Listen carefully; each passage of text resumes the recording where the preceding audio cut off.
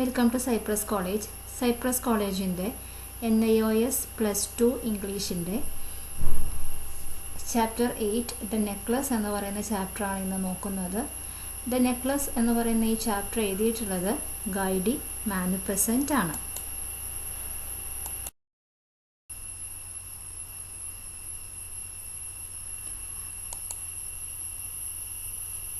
ഇതിൻ്റെ സമ്മറി നോക്കാം.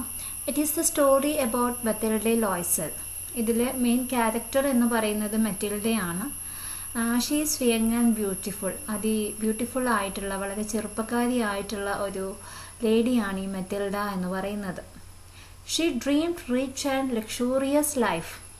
അവൾ സ്വപ്നം കണ്ടിട്ടുണ്ടായിരുന്നത് വളരെ ആഡംബരപൂർണമായിട്ടുള്ള വളരെ റിച്ച് ആയിട്ടുള്ള ഒരാളെ കല്യാണം കഴിച്ച് നല്ലൊരു ലൈഫ് കൊണ്ടുപോകണം എന്നുള്ളതായിരുന്നു അവളുടെ ആഗ്രഹം ഉണ്ടായിട്ടുണ്ടായിരുന്നത്, അവളുടെ സ്വപ്നം ഉണ്ടായിട്ടുണ്ടായിരുന്നത്. But she married to a simple clerk. പക്ഷെ അവൾ കല്യാണം കഴിച്ചത് ഒരു സിമ്പിൾ അധികം ഇതൊന്നുമില്ലാത്ത ഒരു ക്ലർക്കിനെയാണ് എന്ത് ചെയ്തിട്ടുണ്ടായിരുന്നത്, കല്യാണം കഴിച്ചിട്ടുണ്ടായിരുന്നത്. One day they are invited to a grand party.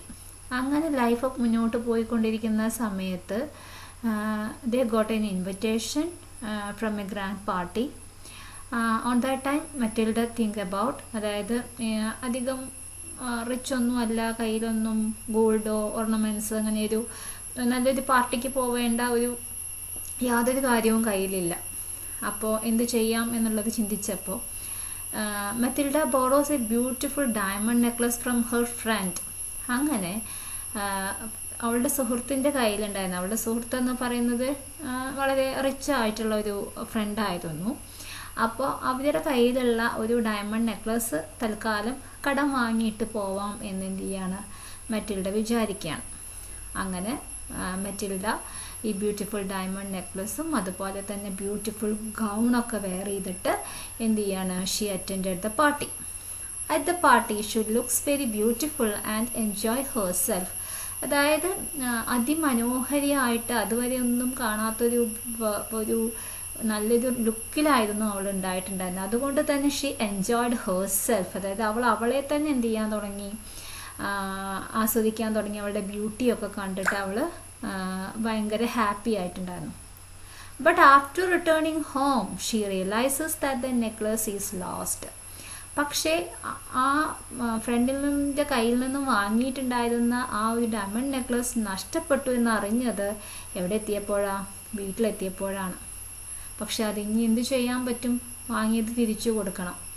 അതിന് വേണ്ടിയിട്ട് എന്ത് ചെയ്യാണ്, സെയിം കുറേ അവർ ശ്രമിക്കുന്നുണ്ട് കണ്ടെത്താൻ വേണ്ടിയിട്ട്, പക്ഷെ അതൊന്നും പറ്റുന്നില്ല. പിന്നെ എന്ത് തീരുമാനിക്കുകയാണ്, പുതിയൊരെണ്ണം വാങ്ങി അതിനെ റീപ്ലേസ് ചെയ്യാം, അതായത് അതിന് പകരം കൊടുക്കാമെന്ന് വിചാരിച്ച് ഒരു ഡയമണ്ട് നെക്ലസ് വാങ്ങാനുള്ള ഒരു നെട്ടോട്ടമാണ് ഈ ഒരു സ്റ്റോറിയിൽ പോകുന്നത്. ഒത്തിരി കടങ്ങളൊക്കെ വാങ്ങുന്നുണ്ട്.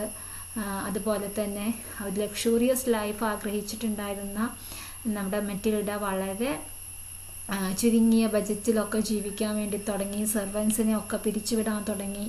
അങ്ങനെയുള്ള കാര്യങ്ങളൊക്കെ ചെയ്തിട്ടുണ്ടായിരുന്നു. അതിന് വേണ്ടിയിട്ട് ഒത്തിരി പണം കണ്ടെത്താനുള്ള ശ്രമങ്ങൾ നടത്തി. അതിനുശേഷം അവർ എന്ത് ചെയ്യാണ്, ആ ഒരു ഡയമണ്ട് നെക്ലസ് വാങ്ങുകയാണ്. To replace it they bought money from many people. ഒത്തിരി ആൾക്കാരുടെ അടുത്തുനിന്ന് കടമൊക്കെ വാങ്ങിയിട്ടുണ്ടായിരുന്നു.